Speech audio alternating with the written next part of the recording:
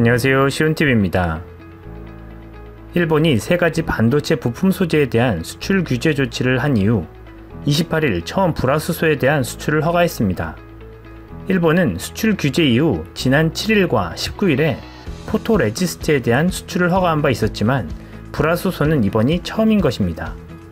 수출 규제에 들어간 품목 중에서 재고가 가장 적은 것으로 알려졌던 불화수소였지만 가장 늦게 수출 허가가 난 배경에 관심이 쏠리고 있습니다.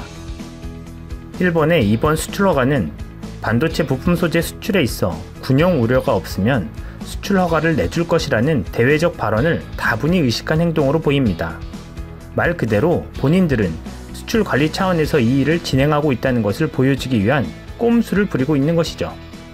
또한 수출 규제로 WTO에 제소가 되면 수출 허가를 내주지 않는 것 때문에 불리할 것을 염두에 둔 것으로 볼 수도 있습니다. 아베 정부는 수출 규제 문제를 터뜨리기 전 삼성전자의 불화수소의 재고까지 이미 다 파악하고 있었습니다. 삼성전자의 불화수소가 다 소진되기 전에 수출 허가를 아슬아슬하게 내주면서 주 고객의 이탈을 방지하고 거래에서 우위를 점하겠다는 전략은 이미 읽혔습니다. 정말 유치하기 그지없는 전략이죠. 하지만 일본은 헛다리를 짚었습니다. 27일 JTBC 보도에 따르면 삼성전자는 이미 지난해부터 미래 상황을 예측하고 일본을 제외한 다른 나라들의 불화수소 품질 테스트를 진행해오고 있었던 것으로 알려졌습니다. 일이 터지고 부랴부랴 품질 테스트를 하고 있는 줄만 알았었는데 아니었습니다.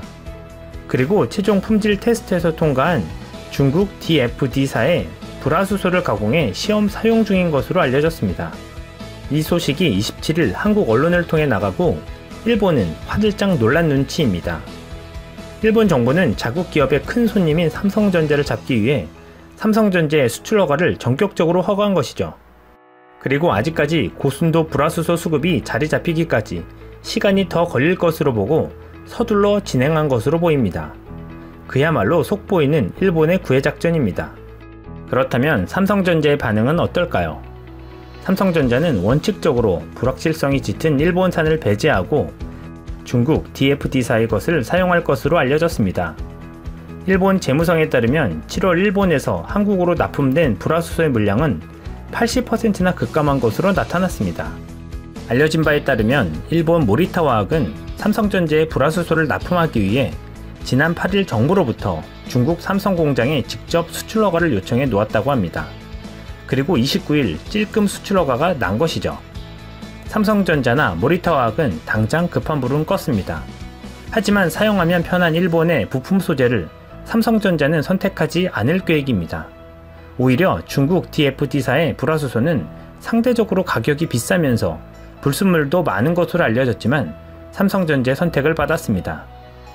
일본 정부의 이번과 같은 비겁한 행포와 국민 감정을 고려해 과감한 결정을 한 것입니다.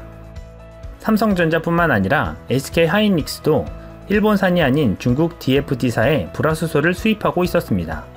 결국 삼성전자와 SK하이닉스는 시장의 흐름을 읽고 국가 간 정치 변수까지 고려해 적절히 대처해 오고 있었던 것입니다. 글로벌 기업 삼성전자와 SK하이닉스의 이러한 대처가 주목을 받고 있는 이유입니다. 반면 이 사실을 모르고 있었던 모리타화학은 아베 정부의 우매함으로 인해 전전긍긍하는 신세가 되었습니다. 이는 공정 경쟁을 할 수 없도록 세계 무역 질서를 훼손한 아베 정부가 자초한 일입니다.